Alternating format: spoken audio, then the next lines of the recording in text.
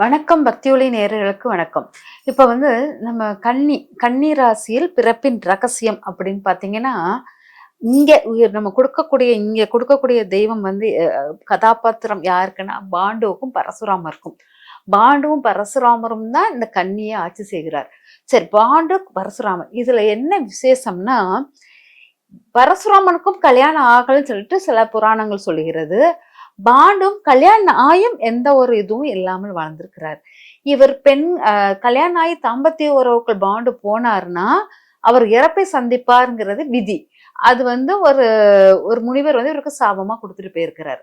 அதனால் மாதுரிங்கிற ஒரு 2வது மனைவியும் குந்தி தேவிங்கிற முதல் மனைவியும் இவரால் இது பண்ண முடியல.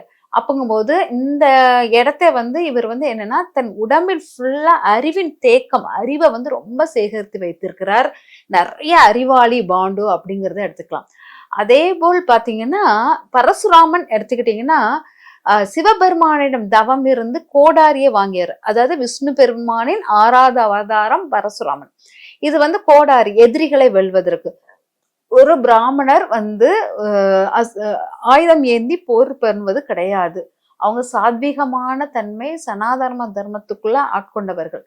ஆனால் இவங்க சத்திரியர்கள் ரொம்ப துன்புறுத்துறதுனால இந்த பரசுராமர் என்ன பண்ணாரு, கோடாரி, அதாவது சிவபெருமானும் ஒரு பலம் வாய்ந்த கோடாரியை வாங்கி சத்திரியர்களுடைய அராஜகத்தை அடித்தார் அப்படிங்கிறது இருக்கும். அதனால் இவர் என்னன்னா ரொம்ப பவர்ஃபுல்லான ஒரு விவேகமானவர், தைரியமானவர். யாரு? பரசுராமர். ஏன்னா விஷ்ணு பெருமானுடைய அவதாரம். பாத்தீங்கன்னா இவர் என்னன்னா நிலத்தத்துவத்துக்குரியவர். பரசுராமன் நிலத்தத்துவத்துக்குரியவர் அப்படிங்கிறது. அதனால் நிலத்தன்மையை அதாவது ரொம்ப சத்திரியர்கள்னால் நல்ல நிலத்தன்மைகளை நிறைய பிரச்சனைகள், சண்டைகள் அந்த மாதிரி நிறைய உருவானதுனால பரசுராமன் என்னன்னா அவதாரம் எடுத்து அந்த சத்திரியர்களுடைய ஆளும் தன்மையை குறைக்கிறதுக்காக அவதாரம் எடுக்க வேண்டியதாயிடுச்சு. அவதாரம் எடுத்து அந்த கோடாரியால் எல்லாரையும் இது பண்ணித்தார். அந்த அதாவது சத்திரியுடைய அசுரமான குணத்தை அறுத்தெடுத்தார் அப்படிங்கிறத எடுத்துக்கலாம். அப்புறம் இவர் பாத்தீங்கன்னா உடனே இவர் ரொம்ப ஆக்ரோஷம். அவர் விவேகமானவர், நல்ல எல்லா அறிவும் பெற்றவர். அதனால் இவர் யாரை எதற்காக வெல்லணுங்கிற மட்டும் அவருக்கு நன்றாக தெரியும். அதனால குழந்தைகளையோ பிராமணர்களையோ இல்லாட்டா பெண்களை, அப்ப மற்ற ரொம்ப கீழ் மட்டத்தில் இருக்கும் மக்களையோ யாரையும் அவர் துன்புறுத்தின கிடையாது. எல்லாரையும் அன்பாக அரவணைப்பில் அவங்களெல்லாம் கையாண்டார் அப்படிங்கிறத எடுத்துக்கலாம். அதனால இவங்க பாத்தீங்கன்னா இப்போ இந்த ராசியில் பாத்தீங்கன்னா பாண்டுவால் மனைவியிடம் வாழ முடியல, பரசுராமனால் மனைவியிடம் வாழ முடியல. இதனுடைய ரகசியம் என்னன்னா இவங்க போர் புரிவதற்கு சிறந்தவர்கள் அப்படிங்கறத எடுத்துக்கலாம். குழந்தை பாக்கியம் உடையவர்கள், ஆனா திருமண பாக்கியத்தில் நல்ல ஒரு தாம்பத்திய உறவில் வாழ முடியாதவர்கள் அப்படிங்கிறத எடுத்துக்கலாம். கன்னி ராசியினுடைய ரகசியம் என்னன்னா இவங்க ஒரு பெண்கள், அதாவது பெண்களிடம் சரியான இது பேசுதல், அந்த இதெல்லாம் அவங்களுக்கு சரியான முறை. இவங்க ஞானம் அதிகமாக இருப்பதனால் பெண்களை பற்றிய ஒரு எண்ணங்கள் அவங்களுக்கு முழுமையாக இது பண்ண தெரியாது. ஏன்னால் கன்னி ராசியில் சுக்கிரன் நீச்சம் அப்படிங்கிறது தான் முக்கியமானது. பெண்களுடைய வலிமை தெரியவில்லை அப்படிங்கிறது. அறிவுகள் நிறைய புகுத்திக்கிட்டே இருப்பாங்க. ஆனால் இவங்களுக்கு ஜோதிடம் சார்ந்த ஞானமும் நிறைய இருக்கும் அப்படிங்கிறத நம்ம தெரிஞ்சுக்கலாம் கன்னி ராசியில். அதனால இவங்க அறிவுகள் சிறந்தவர்களாம். கன்னி ராசியில் உள்ளவர்கள் நிறைய தெய்வீக சக்திகளை உணர்ந்தவர்களாகவும் இருப்பார்கள். ஆனால் இவங்களால் ஒரு கல்யாண வாழ்க்கையை முழுமையாக வாழ முடியாது அப்படிங்கிறது. அதாவது ஏதாச்சும் ஒரு குறைபாடுகள் வந்துகிட்டே இருக்கும். அதனால இவங்க இந்த கன்னிராசி உடையவங்க என்னன்னா பெண்களை போற்றணும், பெண்களுக்கு மரியாதை கொடுக்கணும், பெண்களுக்கு பூக்கள் வாங்கி கொடுக்கல், பெண்களுக்கு ட்ரெஸ் ஆடைகள் வாங்கி கொடுப்பது. அது ஆணாக இருந்தாலும் பெண்ணாக இருந்தாலும் பெண்களுக்கு ஆடை வாங்கி கொடுப்பது சிறப்பாக இருக்கும். கன்னிராசியில் நான் பெண்ணாக பிறந்துட்டேன், அப்ப எனக்கு என்ன பலன் அப்படின்னு கேட்டீங்கன்னா, பெண்ணாக பிறந்தாலும் நீங்க எப்பவும் ஒவ்வொன்றுக்கும் போராட வேண்டியிருக்கும், ஒவ்வொன்றுக்கும் சண்டை போடணும், ஒவ்வொன்றுக்கும் சத்தம் போடணும். இதெல்லாம் உங்களுடைய மென்மை குணத்தை நீங்க இழந்துகிட்டே இருப்பீங்க. அதனால் மென்மையான ஒரு நபர், பெண் என்பவள் மென்மையானவள், அவள் மென்மை குணத்தை இழந்துகிட்டே இருக்கிறா. தனக்கு தேவையான நல்ல நீட்டா ட்ரெஸ் எல்லாம் பண்ணுவீங்க, ஆனால் ஒரு அலங்காரங்கள்ங்கிறது உங்களுக்கு கிடையாது. சும்மா சிம்பிளா ஒரு கம்மல் போட்டா போதும், சிம்பிளா ஒரு வளையல் போட்டா பார்த்தா நீங்க வந்து அப்படி நீட்டா இருப்பீங்க. ஆனா எல்லாமே சிம்பிளாக இருப்பீங்க. உங்களுக்கு அலங்காரத்தன்மை வேண்டாம்ங்கிறது இருக்கும்.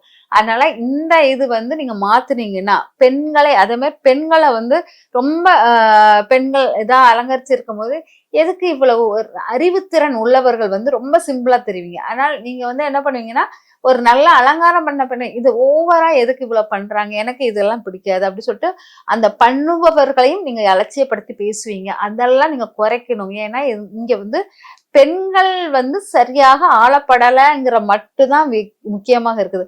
பாண்டுவால் ஆள முடியல, பரசுராமனாலையும் ஆள முடியல. அதன் விளைவாக தான் அவங்க வந்து இந்த உலகத்து வாழ்க்கையை முழுமையாக வாழல. ஆனால் பாண்டு வந்து பரசுராமர் வந்து இன்னும் வரைக்கும் உயிரோட இருக்கிறாருங்கிறது ஒரு இது இருக்குது. ஆயுள் இருந்துகிட்டே தான் இருக்குது அப்படிங்கிறது. ஆனால் உலகியல் வாழ்க்கை, சாதாரண மனிதருடைய வாழ்க்கையை வாழ முடியாமல் தவிக்கிறீங்க. ஆனால் வீரம், தைரியம் ரொம்ப இதெல்லாம் இருக்குது, அறிவு சார்ந்த விஷயங்கள் இருக்குது. ஆனால் இங்க உங்களுடைய பிறப்பின் ரகசியத்தினுடைய வீக்னஸே வந்து என்னன்னா, பெண்களை சரியாக கையாளவில்லை, பெண்களுக்கு உரிய மரியாதை கொடுக்கவில்லை. ஆணாக இருந்தாலும் பெண்ணாக இருந்தாலும் 2 பேருமே அது கொடுக்கல. அவ்வளவுதான். இது வந்து என்னன்னா, அப்ப ஆணாக பெண்ணாக இருந்தாலும் கன்னிராசிக்காரர்கள் பெண்களுக்கு வேண்டிய உடைகளும் அலங்கார பொருட்களும் பூக்களும் கொடுத்துக்கிட்டே இருந்தீங்கன்னா சிறப்பாக இருக்கும் அப்படிங்கிறது இருக்கும். அதே போல பெண்களை வந்து நீங்க போன பிறப்பில் என்ன பண்ணியிருப்பீங்க, பெண்களை வந்து ரொம்ப நிந்திச்சிருக்கிற தன்மை அதிகமாக இருக்கும். அதனாலதான் இந்த பிறப்பில் உங்களுக்கு பெண்கள் சூழ இருக்க முடியாது அப்படிங்கிற மாதிரி இருக்கும். அதனால போன பிறப்பில் உள்ள பெண்களுக்குள்ள துரோகம், பெண்களுக்கு வேண்டிய உடைகள், அந்த அலங்கார பொருட்கள் எல்லாமே நீங்க எடுத்ததுனால இந்த பிறப்பு உங்களுக்கு அதெல்லாம் கிடைக்காமல் நீங்களே வெறுக்கிற மாதிரி வச்சிருக்கு. அதனால் நீங்க எடுத்ததை எடுத்தவர்களிடம் கொடுக்கணும்னா தானம் தான் பண்ணணும். தானம் பண்ணினீங்கன்னா அந்த அலங்கார பொருட்கள் எல்லாமே தானமாக கொடுக்கும் போது உங்களுக்கு அதெல்லாம் ஆக்டிவேட் ஆயிரும். போன பிறப்பினுடைய ரகசியத்தை நீங்க வந்து உடைச்சிட்டீங்க. உடைச்சு அதை வந்து அந்த ரகசியமான பெண்களுக்கு செய்த விஷயங்கள் நம்மளுக்கு தெரியாதனால இந்த பிறப்பு அவ்வளவு அவஸ்தைப்படுறோம். அதனால இந்த பிறப்புக்குள்ளதை வந்து நீங்க வந்து எல்லாருக்கும் தானம் கொடுங்க. பூக்கள் தானம் ரொம்ப முக்கியம். அது மல்லிகைப்பூவாக இருந்தால் ரொம்ப சிறப்பாக இருக்கும். பிங்க் கலர் ரோஸுக்கு தானம் கொடுக்கறது. அதே போல் நீங்க வந்து உடைகளை தானம் கொடுப்பது எல்லாம் வந்து யாருக்கு கொடுக்கலாம் அப்படின்னு பாத்தீங்கன்னா, இளம் பெண்களுக்கு கொடுப்பது சிறப்பாக இருக்கும். ஏன்னா இளம் பெண்களுக்கு தான் போன பிறப்பில் தவறாக நீங்க பயன்படுத்தி இருக்கீங்க. அதனால இளம் பெண்களுக்கு இதை கொடுக்கணும். அலங்கார பொருட்களும் அலங்கார உடைகளும் பூக்களும் நிறைய கொடுக்கும் போது உங்கள் வீட்டில் உங்க வீட்டு பெண்கள் மரியாதைக்குள்ள பெண்களாக மாறுவாங்க. அதே போல் நீங்க நவராத்திரி அந்த புரட்டாசி மாசத்தில் வரும் மகாலய அமாவாசையில் பெண்கள் வைத்து வழிபாடு முறைகள் ரொம்ப முக்கியமானது. அதனால பெண்களுக்கான வழிபாடு முறைகள் அந்த மகாலய அமாவாசையில் வைத்து இறந்த பெண்களை வைத்து வழிபாடும் போது அந்த தோஷங்கள் விலகிவிடும் அப்படிங்கிறத புரிஞ்சுக்கோங்க. மகாலய அமாவாசை உங்களுக்கு ரொம்ப சிறப்பானதாக இருக்கும். உங்களுடைய பிறப்பின் ரகசியத்தை ஃபுல்லா அது வந்து தகர்த்து அழித்து விடும். நான் மட்டும் ஒண்ணு சொல்றேன், இந்த பரிகாரங்களை சொல்லும் போது இது வந்து ஒவ்வொரு வருஷமும் பண்ணுங்க. ஒரு வருஷம் பண்ணிட்டு எனக்கு மாற்றம் வரலையேன்னு கேட்கக்கூடாது. ஒவ்வொரு வருஷம் பண்ணும்போது கொஞ்சம் கொஞ்சமாக அடிக்க அடிக்க அம்மி நகரும் அப்படிங்கிற மாதிரி இருக்கு இல்லையா, அதே போல்தான் இது. நீங்க ஒவ்வொன்றா செய்ய செய்ய செய்ய உங்கள் வாழ்க்கையில் மாற்றங்கள் கண்டிப்பாக கிடைக்கும். அதனால நீங்க முக்கியமாக உங்களை அலங்காரம் பண்ணுங்க. நீங்களும் பூ வைங்க, மற்றவங்களுக்கும் கொடுங்க. கொடுத்துட்டு நான் ஆணாக இருந்தால் என்ன பண்றது, பூவெல்லாம் எப்படி வைக்கிறதுன்னு காதுல பூ வச்சுட்டு பிள்ளையாருக்கு தோப்புக்காரணம் போடுங்க. அதுவே பெரிய உங்களுக்கு மாற்றம். ஆண்களுக்கு பூ வைக்கிறதுக்கு இருக்குது. அது காதுல, அந்த காலத்துல காதுல பூ வைத்தல் ஒண்ணும் உண்டு. அது வந்து கன்னிராசிக்காரர்கள் காதுல பூ வைத்துட்டு பிள்ளையாருக்கு தோப்புக்காரணம் போட்டுக்கிட்டு இருக்கும் போதும் உங்க வாழ்விலும் மாற்றங்கள் வரும் அப்படிங்கிறதுல நீங்க சிறிதளவும் ஐயம் இல்லை. அதனால சின்ன சின்ன மாற்றங்கள் வாழ்க்கையில் நீங்க பண்ணும்போது உங்க பிறப்பின் ரகசியங்கள் இதுதான் நமக்கு தெரிஞ்சிருச்சுன்னா அந்த ரகசியத்துக்குள்ள வெளிப்பாடுகளை நம்ம கரெக்டா எடுத்துட்டோம்னா நல்லா இருக்கும். ஒண்ணு தெரிஞ்சுக்கோங்க, பாண்டுவினுடைய சதையே சகாதேவன் தின்னதுனாலதான் அவன் அறிவு விருட்சியாக ஆனான். அதாவது பாண்டுடைய சதையை வந்து ஒரு எறும்பு வந்து பிச்சு எடுத்துட்டு போச்சான். அந்த எறும்பு எடுத்துட்டு போன அந்த உணவை தான் சகாதேவன் சாப்பிட்டார் அப்படிங்கிற மாதிரி ஒரு கதை உண்டு. அப்போ நம்ம என்னன்னா இந்த ராசிக்காரர்கள் என்ன பண்ணணும்னா எறும்பு புற்றுக்கு உணவு கொடுப்பது சிறப்பாக இருக்கும் அப்படிங்கிறத தெரிஞ்சுக்கோங்க.